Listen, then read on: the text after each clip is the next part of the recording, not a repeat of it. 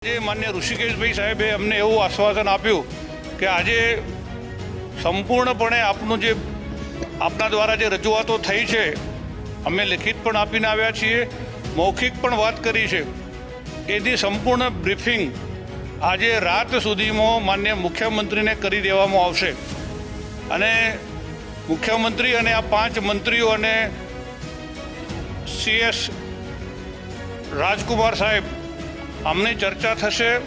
1-2 દિવસની અંદર અમારી માગણીઓ માટે આજે અમને એવું લાગે છે કે કદાચ અમારી માગણીઓ સ્વીકારાશે।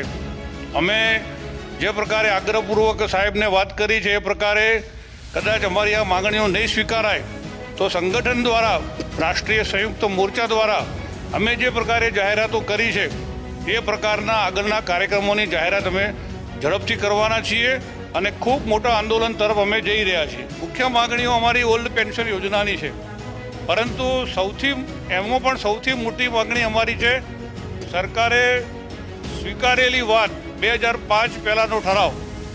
મુખ્ય માગણીઓ તમામ કર્મચારીઓને ઓલ્ડ પેન્શન યોજનાની અંદર સમાવેશ કરવાનો છે, પરંતુ 2005 પહેલાં તો સરકારે સ્વીકારેલી વાત છે, એટલે અમે 2005 પહેલાંના ઠરાવને પ્રાયોરિટી આજે આપી છે, પરંતુ શિક્ષકો અને કર્મચારીઓને ઓલ્ડ પેન્શન યોજનાની અંદર સમાવેશ કરવામાં આવે એ પ્રકારની લાગણી અમે વ્યક્ત કરી છે।